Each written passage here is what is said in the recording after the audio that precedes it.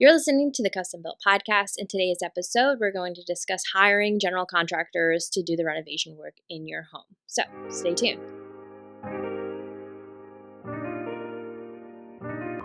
All right, so you've made the choice. You're doing the home renovation. I think this is amazing. It's going to be fun. It's going to be scary. You're going to run into things that are unexpected, but you're going to be prepared for it. Why do I know this? Because you're here listening and trying to make sure you're prepared for your home renovation. So if you didn't catch the last episode of the 5 things that you need to make sure you're ready for before you start a home renovation, go back and listen to that episode. It's going to be really helpful into lining this next part up, which is hiring a general contractor and going through the process of interviewing, getting reviews, getting pictures, getting feedback, and just getting a general idea of how you feel around these contractors and what to look for when you're hiring them. Like, are they licensed and insured? Can they pull their own permits? How are they hiring out? They have in-house crews, a whole bunch of stuff. So as we're going through this part of the home renovation, it's important and it's scary because you want to make sure you're hiring the correct people that's going to fulfill your renovation the way that you dreamt it. And you want to be able to trust this person that's going to be in your home, your sanctuary, right? So you want to be able to feel comfortable and confident that they're listening to you, that your expectations are being met, that you're on the same page, that they're communicative, and that they're straightforward, right? We don't need somebody that's going to sugarcoat things when we're in the middle of a house renovation and something happens or something comes up that's unexpected. You want them to give it to you straight, so that way there's just less room for confusion. And so when you're interviewing a general contractor, it's just really important to understand, are they licensed? Are they capable of pulling permits? Do you need to have permits in your jurisdiction or where you are? Those are really important things to make sure you're looking up and understanding laws in your area. For here in South Carolina, where I am, you do need to have a general contractor that's pulling your own permits. As a homeowner, though, you can also pull your own permit. If you're going to the general contractor, though, let them pull all their permits so that way this falls on them. They're able to be accountable for it, and then they're responsible for making sure that the people that are performing the work are doing the work appropriately because they are, in general expectation, the expert here, right? And it's good to put that trust into a general contractor and assuming that they know what they're talking about. But if you start getting some red flags and you're questioning, you're getting that gut feeling, that's when you really need to pause and just really think about it and sit with what you're feeling. If this person's giving you the icks, there's probably a good reason for it, and you should listen to that intuition of yours. A little off topic here, but we want to make sure that everybody that you're hiring is somebody that they can actually perform the work and that they can do it properly. So you're not down the road with a broken valve and your sink or your shower or your dishwasher is now leaking and you're having water damage and you're having to go back and fix this, right? Or they didn't build structurally sound wall and now and it was a load-bearing wall and now it's fallen apart because of pressure and the weight. You get what I'm saying? It's not, you just want to make sure you're hiring the right people and making sure you're covering yourself and making sure that everybody here is protected. So you will want to find out if they are licensed, if they're insured, if they can pull their own permits. Another thing that's important is generally, general contractors don't have their own crews, or at least in my experience. If you're hiring a general contractor, they typically are hiring out a crew, probably somebody that they've worked with multiple times, so they have an idea of what to expect during this. They have this relationship, but it's a subcontractor to the general contractor, so they're hiring somebody out. It's also important to know if the general contractor will be providing a plumber, an electrician, an HVAC person if you need HVAC work, roof, all these things that may or may not require specialty permits. I think in most areas you need to have a permit if you're a plumber or you're an electrician and you're doing any kind of work in that field.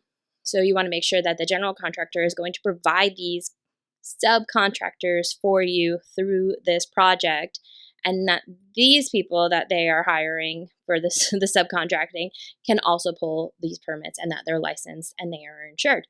And you can ask these things. It's fair enough to ask, especially as a homeowner. Again, you just want to be able to protect yourself, and doing your due diligence isn't overstepping or a bad thing to do. And if they're getting a little weird about it, I would say that right there is your red flag and to walk away. If they're not able to provide you with this information, if they get a little defensive, if they're getting defensive while you're asking for these things, then that's the time you need to walk away, because this tells us that they're hiding something. And if they're going to be hiding something up front, they're going to be hiding throughout your project. So hiring somebody that has their license, are capable of pulling the permits, that's required in your area. These are all things that are very important to know while you're going through this interview process. So that's like question number one. Question number two, it's just really feeling them out. Like I'm not really one to do like hardcore interviews and have like a step-by-step questionnaire that you need to do, but those are definitely the main ones. Having photos of their work, if they have a Facebook page, an Instagram page, if they have reviews on Google, those are always really good ways to get an idea of how they operate. Their website's always good to take a look at as well. And then if you can go on Facebook or Nextdoor and ask the general population of your area if they have ever used this contractor and how was their experience. But ultimately, for me, and this might be a little woo-woo for most people, but to me, it's like a feeling. If they are giving you weird vibes, that is just maybe like think about it for a little bit and sit with it. It's like, are they giving me weird vibes of something they said? Is it a feeling I'm getting? And just honor it, whatever it is. So if it's a feeling and you're like, well, maybe I'm making a story around this because they said XYZ and I'm just going to maybe pin this and think about this later, that's cool. But no matter what, just really listen to what your gut and your instincts are telling you about this person that you're having a conversation with. Especially as women, if you're a woman, listen to this and you're about to start this renovation and you're probably the contact for this. Men, and not always, I'm not like, this isn't like men are terrible. They tend to just make it sound like it's no big deal, and you need to be able to trust yourself, especially in a situation where you're going to have a bunch of men coming through your home doing this work, and they're going to very much try and mansplain things for you. But having a place to go and question is a safe place that you can ask somebody a question to feel more confident about a decision that needs to be made is so important. So if you're getting a funny feeling about something that the general contractor is telling you it needs to be a certain way and it doesn't look right to you, or you have questions, or they're giving you some weird feelings about the way they're explaining it, just hit pause and go through and do some research on what it is that they're saying and see if there's somebody that, if you have a trusted person that does know some construction, if you can get some feedback from them as well. It's really helpful. So my point is with this is trust your general contractor, but always make sure if you're getting a weird feeling about something, you want to make sure that you're following up with them. And it's not that you don't trust them. It's just you need to also trust yourself. And if if your instinct is telling you something, just trust it and read into it. And when you understand what you want from your renovation and you're able to give them a clear picture, and maybe that includes photos, and you're really specific about what it is that you want to make sure that they're not just saying yes to get the sale, but that they can actually show you photos of things that they have done similarly. And if this is something new that nobody's done before and you got some like crazy idea, I mean, maybe have them show you some things that they've done that were really tricky and ask those specific types of questions. Like, well, what have you done in a time where you haven't built something before and you needed to be creative about it? Because this allows you to figure out if they're solution-based or if they're just like, no, we can't do this. And that's tricky too. When you're navigating through a renovation, the person that you want on your side is somebody that's going to be solution-based. So as soon as somebody starts telling you it's not possible, we have a problem, and they're not coming with a little bit of solution, that's a red flag. That's a point where you're like, this might not be a great idea. So asking a question in your interview is a good way to figure out if they're solution-based or if they are negative in the sense that they're just like, no, this isn't going to work, so that's that. So come up with a concept. Hey, when you've run into something like this, what have you done in the past, and see what their solution or their answers were. And that'll give you that idea if they're solution-based or if they're maybe not worth the time to go through. Because again, you're going to run into some things that are just going to be out of your control, out of everyone's control. It's going to be a surprise, and you're going to need to have somebody that's going to walk you through and talk ideas through with you to figure out a better solution that might work for this situation. So first one is making sure they're licensed and insured and that they can pull permits.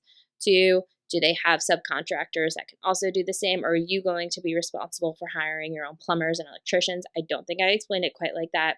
So general contractors generally hire out sub crews, and that normally includes electricians and plumbers and HVAC companies, but all of those people also need to be able to pull their own permits unless your general contractor has a special license that allows them to build a home from the ground up, like in South Carolina. There are 2 different types of general contractors. You have a residential builder that's only capable of doing so many things, but pulling a permit for plumbing and electrical is not one of them. So understanding, again, 1, understanding your jurisdictions and knowing if they have license and registration, like you're getting pulled over. So first thing you want to do when we're hiring for a general contractor to do the renovations of our home, we want to first make sure that they are licensed and insured and that they can pull permits. Number 2, find out if they are subcontracting out their crews, if they're in-house crews, and if they are going to provide the plumber and the electrician for you if you need it. These specialty crews, not necessarily all involved. It just really depends on your project. And make sure that they're able to pull the permits and that you're not responsible for finding these specialty trades. Number 3, finding out if they are solution-based or if they are going to shut down a project quickly if something comes up and they don't know a way around it. So something comes up, hey, we have a problem, cool. What are we going to do about it? And they can't give you a solution. Not fun. You don't want to be in that situation in the middle of your project because now you're talking about time and energy and chaos and maybe stress that's unnecessary when you're trying to figure out what you're going to do next. So, are they solution based? So, those are 3 things that you want to check when you're interviewing general contractors. You also, again, want to go through, so maybe number 4, finding out, going through and getting reviews and not interviews, but asking your neighborhood in next door or people in their area if they have experience with these contractors and figuring out if they're a good fit for you, listening to that intuition of yours and finding out if they give you a good feeling or not a good feeling and if this is going to be a good cohesive relationship, because that is what you're going to be entering into. You have somebody that's going to be in your home, taking it apart and putting it back together. You need to know that this is going to be a long relationship that you need trust on both ends, which means communication. So that brings me next to that. How are they communicating? Do they take a lot to get out of? Are they able to be open? Are they giving you lots of details that you need? Are they being really close, playing it close to the chest? So again, these are things that you want to picture up for when you're in the middle of a project. If they're quiet, are they going to be quiet through the project? Are they communicative now? And do they continue to stay communicative if you do hire them? Because another thing is you're not tied to this person for the entirety of your project. So remember when we talked about this in our last podcast is that if you're on a timeline and they're not showing up and they're telling you one thing or there's consistent mess ups and you're just like, I've had enough, you can fire them and find a new person to take over. And I know that can be really stressful and hectic, but just know that when you're going into this agreement and interview with this contractor, you can change it down the road if you have to. I would say that's like a worst case scenario, but just know that you have that power to do that, which is also a 2-way street. If you're being atrocious, they can also fire you as a client and walk away from the job. So just remember, you also need to be part of this really great relationship and creating a communicative relationship where you are also voicing what you need to voice. You are solution based in different ways. And even if that means you don't understand it, maybe you can come up with an option or make sure that you can make these decisions as they come up, because the longer that it takes you to make the decision, you know your project's going to come and take longer. I'm having a little bit of tangents here when it comes to like when you're hiring somebody and then when it's going through the project. I know It's just kind of like foreshadowing. So if you know what to expect a little bit from a person inside the project. So are they talkative now? Are they going to be talkative later? Are they playing it close?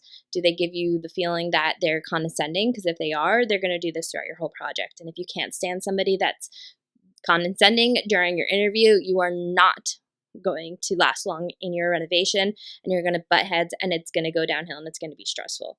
So ultimately, all this is trying to get this to being the most successful renovation that you can have, again, without knowing what kind of surprises that you may or may not run into, and knowing what kind of person you're getting involved with these projects. So license, insurance, pulling permits. Are they getting subcontractors? Are they providing the specialty trades for you, or are you responsible for it? Are their reviews good? Are they mixed? What's the case? Why are they mixed reviews? How do you feel about it? Are they giving you all the information, or are they playing it close to the chest? And then also, are they solution based? So these are things that are traits that you want to have going in, and understanding if they have those traits that can work well with you. And then I would say that's probably the next one is your personalities. Do they mesh well together? Are they friendly? And I've had experiences where I'm like, man, this could be really great. I'm really excited to work with this person. And then we get down into the project, and it's very apparent very fast that we are not on the same page, and it's not going to work moving forward. And it's, my line of work is a little different. I'm able to know when my next project's coming, and I'm probably not going to call this person back. But when you're in the middle of that project, it's trying to figure out ways that you can work together and get through the project if you need to, because sometimes personality traits isn't a real reason to fire somebody. But if they continue to be disrespectful and reach your boundaries and not show up or whatever it is, obviously that's our case of saying goodbye to each other. But you want to make sure before you get into your project that your personalities are going to probably work well together. And if you're getting any kind of question marks, check out the other people that you're also interviewing. I would say interview anywhere between 3 and 5. If you're not feeling it from there, obviously move on and try to interview more, and just know what your expectations are. So, and make sure that you voice those expectations in this interview with your general contractor. And if they have any reasons to think that they can't meet you with these expectations, that would be the right time for them to be upfront with you and tell you that this isn't something that they can meet. When you're interviewing for your contractor to do the renovations for your home, you just want to make sure that it's going to be the most successful project that you can have with the person that you can feel comfortable in your home. By taking these measures prior to your renovation and hiring these general contractors, it allows you to understand what you're getting into, with who, and how you can expect your project to look. And it's just really important to know ahead of time what your expectations are while you're in this interview with your contractors. So, license, insurance, they can pull permits, their team is either in-house, if they're subcontractors, do they work with them often? Do they have access to the specialty trades, or is that a requirement that you're going to have to do? Are they solution based?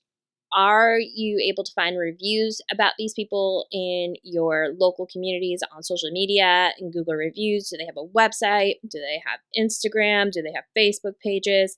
Just scour through that, get a good read on what you're experiencing with them.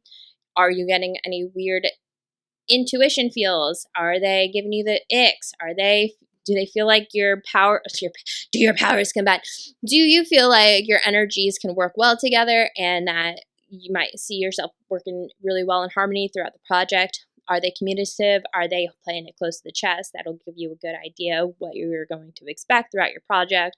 If you like a lot of details, you might want somebody that's a little bit more chatty and more open to being more transparent with you throughout your project. And finally, knowing that you have the opportunity, if you make the wrong decision, that you can always come back to your interview and find another contractor that might need to take over in the case that the decision wasn't made to your favor. And that is a worst case scenario for your project, but knowing that might give you a little bit of take the pressure off a little bit throughout your interviewing process. and knowing, again, what your expectations are and being able to explain that clearly to your the people that you are interviewing. All right, so thank you for hanging around with me through this one, and I hope that these are helpful, and if they are, please send me a message and let me know what was helpful, what wasn't, and I hope to see you next week. All right, take care. Thank you for hanging out today. If you liked what you heard, please make sure you hit subscribe, and I hope to see you again next week. Have a good one. Bye-bye.